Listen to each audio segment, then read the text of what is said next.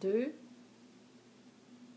Bonjour à tous. Vous avez été plusieurs à me demander d'entendre le discours de l'histoire de Maëlie du relais pour la vie d'Alma qu'on a présenté le début du mois de juin passé. Alors voici l'intégralité de mon discours. Il y a presque 2 ans maintenant, lorsque mon père m'a annoncé qu'il deviendrait président du comité organisateur du relais pour la vie d'Alma, je lui ai fait la promesse qu'en famille, on allait s'impliquer. Mais là, il a impliqué. Moi, je m'attendais à rouler des t-shirts. À ce moment-là, j'étais à milieu de m'imaginer l'histoire que je m'apprête à vous raconter. Vous savez, nous vivions le rêve de la parfaite petite famille, un genre de modèle qu'on a un peu tous envie d'atteindre, 2 magnifiques petites filles en parfaite santé. Notre seule préoccupation étant la routine, métro, boulot, dodo. 1 mois plus tard, le matin du 25 juillet 2015, je remarque des petits picots dans le haut du dos de Maëlie. Un genre de petits picots que je ne m'explique pas. Ils s'apparentent ni à une varicelle, ni à une scarlatine. Alors, suite au conseil d'une infirmière d'InfoSanté, sourire aux lèvres, sans aucun autre signal d'alarme, Maëlie et moi, nous partons à l'urgence. Moins d'1 heure après notre arrivée, je suis seule avec ma fille dans une petite salle d'urgence et le médecin semble un peu perturbé. Il me parle de plaquettes beaucoup trop basses et de globules blancs qui sont beaucoup trop hauts. Je vais saisir l'ensemble de ses propos seulement lorsqu'il va me dire ce qu'aucun autre parent ne souhaite entendre. Madame Côté, j'attends la pédiatre. J'ai bien peur que ce soit une leucémie. Mon beau rêve de la parfaite petite famille se transforme alors en mon pire cauchemar. Pour préciser le diagnostic, la pédiatre nous explique que d'autres tests devront être effectués, mais ce qui nous attend me semble énorme. Dès le lendemain, nous devons laisser notre grande fille derrière nous et nous partons direction le CHUL de Québec pour une hospitalisation minimum d'1 mois afin d'entamer les traitements de chimiothérapie qui vont s'échelonner sur plus de 2 ans. Le chemin à parcourir se pointe tel une montagne insurmontable. Malgré tout, la pédiatre se fait rassurante. La leucémie est le cancer qui est le plus répandu chez les enfants. C'est également celui sur lequel la recherche a le plus avancé, donc celui avec le meilleur taux de rémission.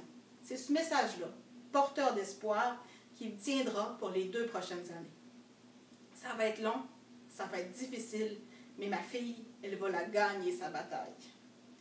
À notre arrivée au CHUL de Québec, une ponction lombaire et une ponction de moelle osseuse préciseront le diagnostic. Maëlie, alors âgée de 3 ans, souffre d'une leucémie lymphoblastique aiguë à risque élevé de récidive. Pour affronter la suite, nous sommes vite entourés d'une équipe absolument incroyable. Hémato-oncologues, pédiatres, pharmaciens, infirmiers, infirmières pivots, travailleurs sociaux, psychologues, préposés, nutritionnistes, physiothérapeutes, ergothérapeutes. Nous entendons souvent critiquer notre système de santé. Moi, j'y ai vu une machine incroyablement bien rodée. Les 2 premières semaines d'hospitalisation se déroulent somme toute assez rondement. Les premières chimiothérapies se passent bien. Nous nous installons tranquillement. Nous faisons la connaissance des autres familles. Nous apprivoisons notre nouveau vocabulaire. Nous nous acclimatons aux transfusions régulières de plaquettes et de plasma. Nous arrivons même à retrouver quelques brides de notre sourire et à faire quelques blagues. Bref, on s'adapte. La suite se gâche. Maëlie entre alors dans une phase de neutropénie. C'est donc dire que ces globules blancs, les petits défenseurs de son corps, sont complètement à plat. Bien que la leucémie soit toujours sous contrôle, les complications dues à la chimiothérapie se succèdent. Typhlite, colite, ractite, pancréatite. Notre Maëlie est très moche. Malgré tout, ma pitchounette gardera toujours son beau sourire. Au cours de cette période, il y a aussi une fuite dans un tuyau qui fait tomber le plafond de notre chambre d'hôpital. Au départ, ça nous semble une simple péripétie, mais ça va vite se transformer en un véritable chapitre de notre long cauchemar. Le plafond effondré laisse échapper des spores de champignons, ce qui mènera Maëlie à devoir combattre une infection fongique qui attaquera foie, reins, rate et poumons. Plus de 70 jours à faire la fièvre. Et pour couronner le tout, elle devra affronter une infection aussi difficile. Celle-là, sans vouloir vous faire de mauvais jeu de mots, est bien difficile à avaler. 3 semaines sans quitter le petit nid de sa chambre, Nous avons l'impression que c'est pire qu'une sentence de prison. Le premier mois d'hospitalisation annoncé au départ est maintenant devenu plus de 3 longs mois. Le retour à la maison arrive enfin. Nous retrouvons les câlins réconfortants de la grande sœur et le confort de notre foyer. Le bonheur sera de courte durée. Moins de 48 heures après notre arrivée, une forte douleur dans le bras de Maëlie nous ramènera au CHUV. Le nouveau diagnostic, une thrombose veineuse à laquelle une vilaine bactérie viendra s'ajouter. Son petit bras est tellement enflé que la médication ne peut plus se rendre au site de l'infection. L'infection progresse. D'autres spécialistes s'ajouteront à la longue liste déjà en place des médecins qui étaient déjà à bout de ressources. Maëlie devra être transférée aux soins intensifs pour une surveillance accrue et devra également combattre, une fois de plus, un maudit c'est difficile. Pendant plus de 6 mois, pour éviter une nouvelle thrombose, nous devrons lui faire des injections matin et soir. Je capote, je suis effrayée, je déteste les aiguilles. J'ai comme l'impression que ma fille, du bout de ses 4 ans, elle l'a ressenti ma peur. Chaque soir, entre 10h30 et 11h, je la réveille pour lui faire cette injection-là. Chaque soir, elle me regardera et me dira « Merci maman, je t'aime, bonne nuit ». Pouvez-vous vous imaginer que ma fille me remercie de lui faire ces injections-là? Impossible pour moi de baisser les bras face à cette grande force de la nature. C'est elle qui m'apporte tout le courage nécessaire de continuer. Le premier mois d'hospitalisation annoncé au départ est maintenant devenu plus de 4 mois et demi. Elle est tellement maigrie et affaiblie qu'elle ne peut plus marcher. Le simple fait de tenir un crayon devient difficile.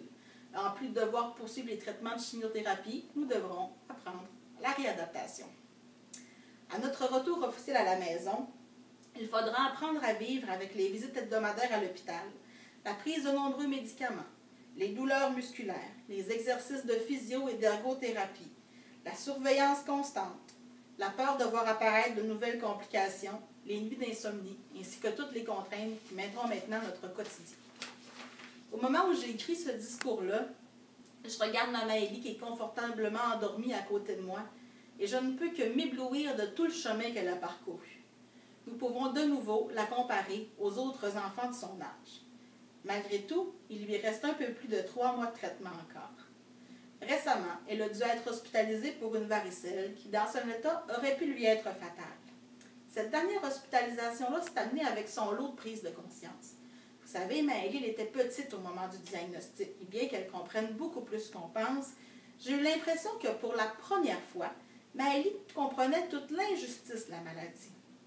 Les questions se sont succédées. Pourquoi je suis malade? Pourquoi c'est moi? Pourquoi c'est pas ma sœur? Pourquoi il faut toujours que je vienne à l'hôpital? Vous savez, c'est un peu le genre de questions que j'appréhendais parce qu'elles demeureront toujours sans réponse. Le genre de questions qui me ramènent au fait que la maladie est très, très injuste.